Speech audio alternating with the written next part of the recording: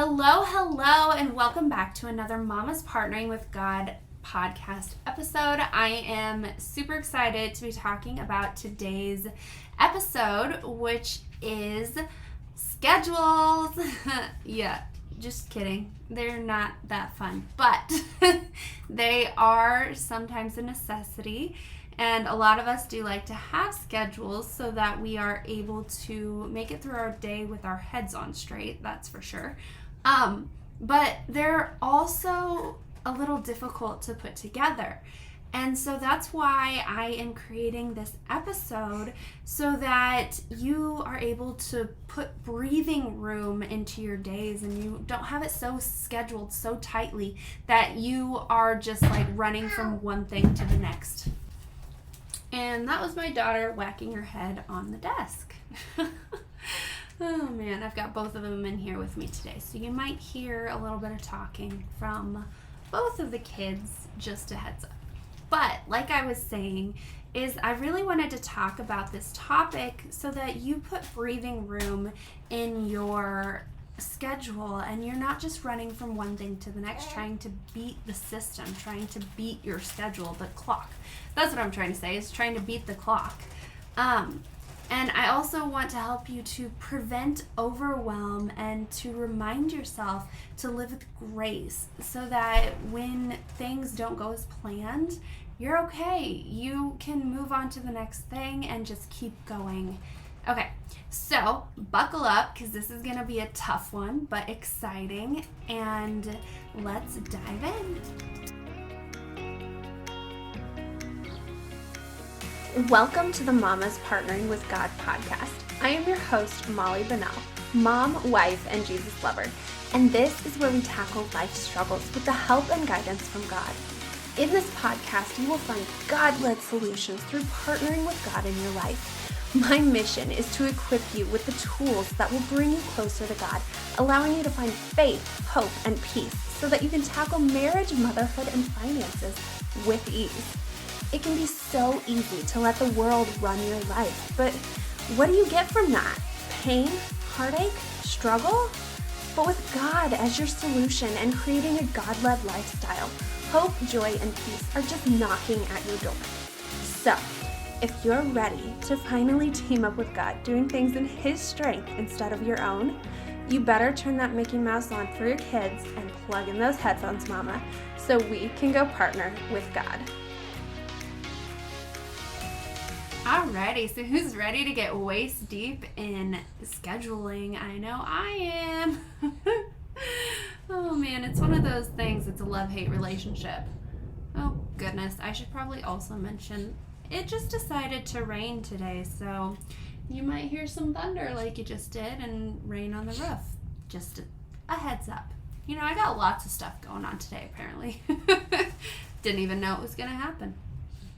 Anyways, before I get waist deep in scheduling, I want to let you know that this is actually one of the topics that you can come and get help from me in my coaching that I do. It's actually something that I really enjoy, helping others figure out their schedules. It's something that I am constantly doing for myself. I feel like just because I enjoy doing it so much, I just keep doing it and try to see how much I can squeeze into it, which is one of the things that I'm going to tell you not to do.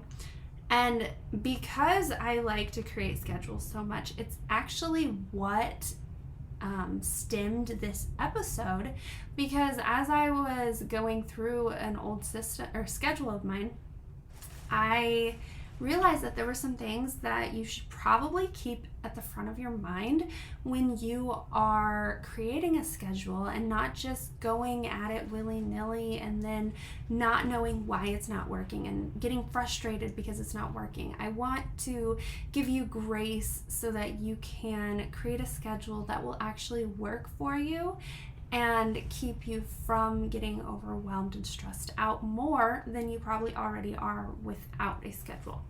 Okay, so like I said, I love to coach on this, so if you would like to get a session with me, just shoot me an email. I'll have it in the show notes, or you can email me at Molly Bennell, that's MOLLYBENELL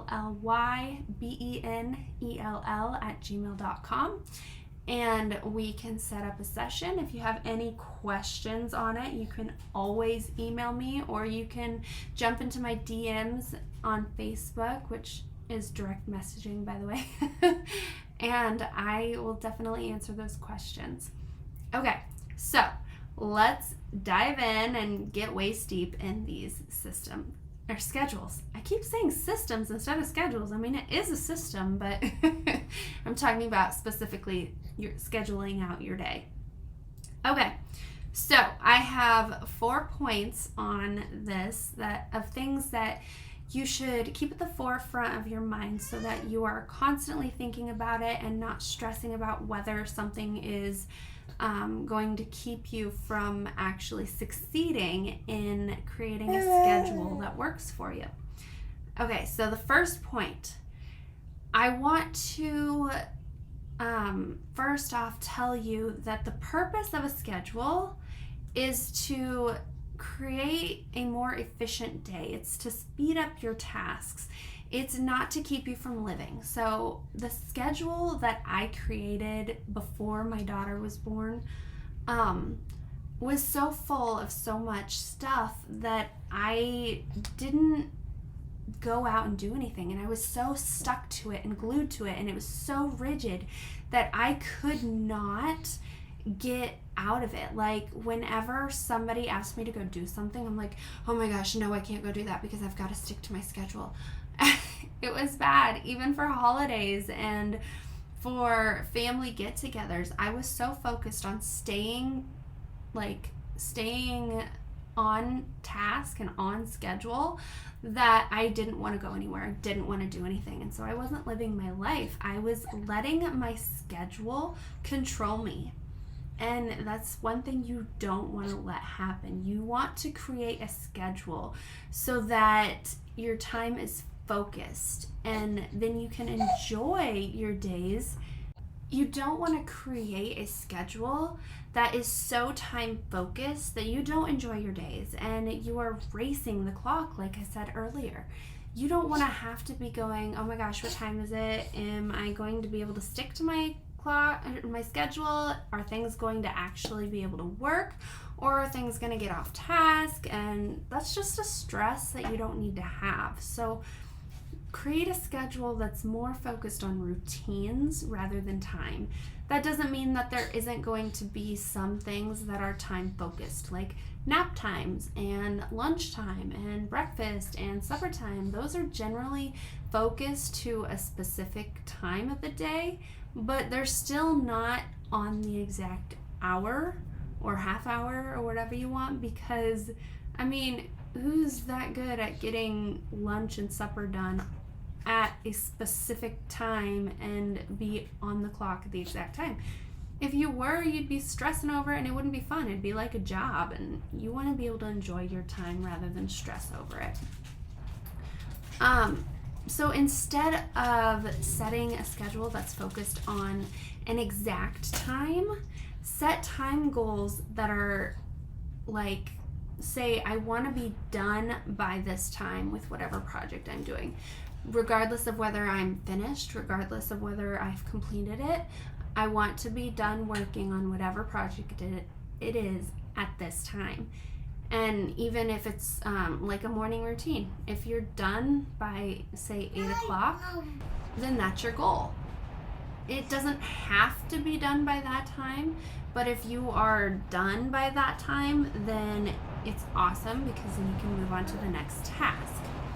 Okay, so point number 2, expect to get off schedule at some point, especially if this is a new schedule that you are just now creating. It's really hard to implement a full day of a new schedule when you haven't been doing it at all and you're changing up everything that you've been doing.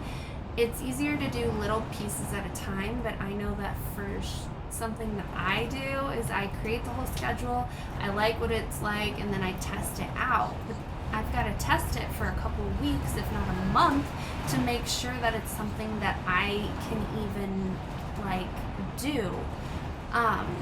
So definitely expect to get off at some point. It will take the pressure off. And because of this, you want to make sure that you're doing what's most important in the morning. That's when things usually stay on track. It's usually about noon when I'm trying to put this little one in my arms, the baby down for her nap at noon, that things tend to get off track for me, and then I'm not able to stick to my schedule anymore. And I just want to get my projects done that need to get done instead of sticking to the schedule, kind of like school. When the bell rings, you're done. I really like the way Jordan Page does her block scheduling. So if you want, I think I mentioned this before when I told you how I created my schedule, but if you want to go check that out, definitely go check out Jordan Page's scheduling system. But anyways, expect to get off track, definitely. I forgot where I was going with that, but just expect to get off track. It's inevitable, it's going to happen, and the more you expect it, the less it's going to stress you out because things got off track. Okay, point number 3. Don't let your schedule control your life. I think I touched on this a little bit earlier, but instead use it as a tool to improve your life. So like instead of a time-sensitive routine or schedule, do routines, do task processes, do things that aren't so focused on the time that it's not going to work. Well, the storm definitely got a little bit bigger than I thought it was going to, so much so that it's scaring my daughter. Okay, so back to what I was saying.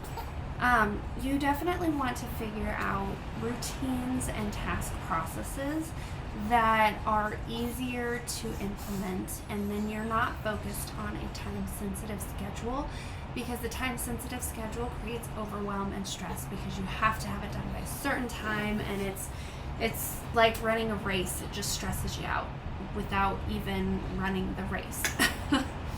Okay. Also, schedules are a boundary setter.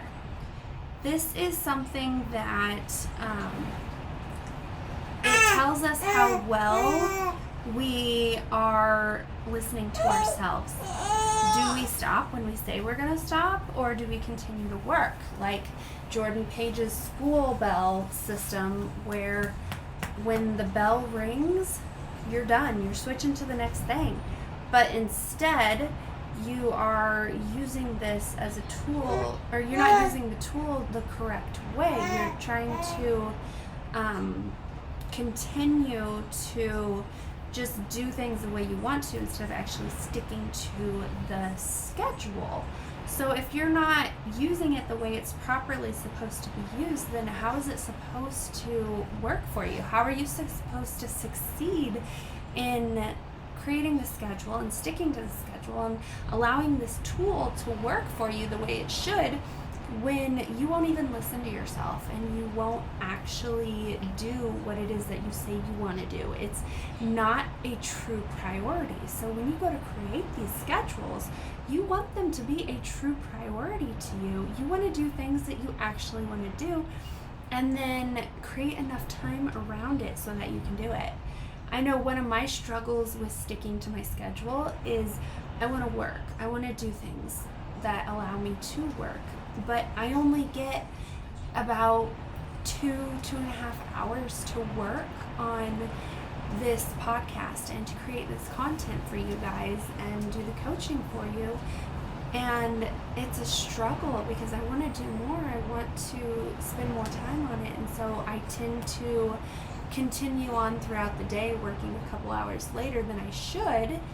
And then it goes into my kids' time, and then the mom guilt sets in, and I'm not spending time with my kids, and I just continue to go down that rabbit hole because of the work issue.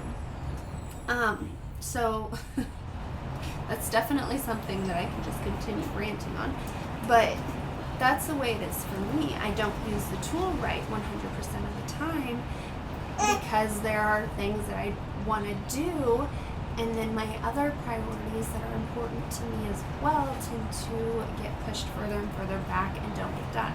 So I am going to try to use the school system and set an alarm for a specific time that I want to be done with a specific thing and move on to the next one and see how it works. And I will give you an update on that later on how it goes. But definitely use the tool as it should be. And don't overpack your tool. Don't overpack your schedule. Know how long things actually take you to complete so that you don't set yourself up for failure.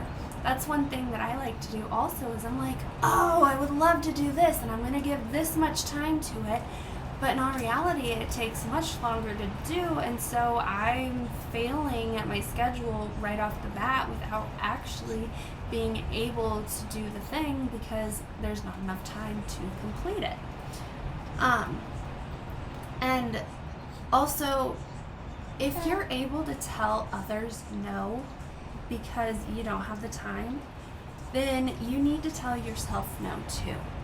So don't think that you have to do whatever task it is that you think you do because someone else is doing it. If you don't have the time to do it, then don't do it. And don't overpack your schedule.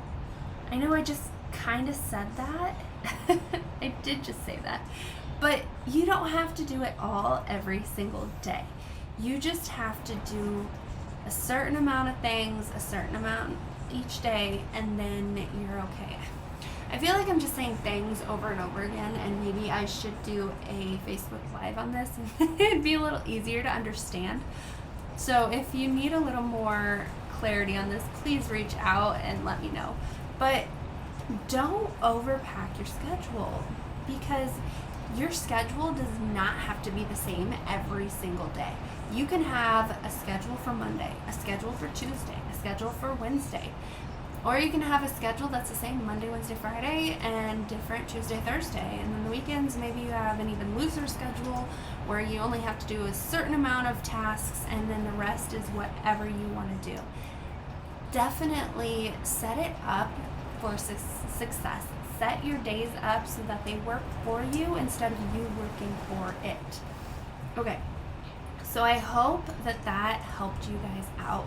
I hope that you are able to actually take these tips, sit down, go and create a schedule for yourself that will set you up for success from the beginning rather than failure, because I know a good 90%, and that's just a number thrown out there, there's no actual no actual numbers that I have looked up, but a good 90% of us, when we go to sit down and create schedules, set it up for failure.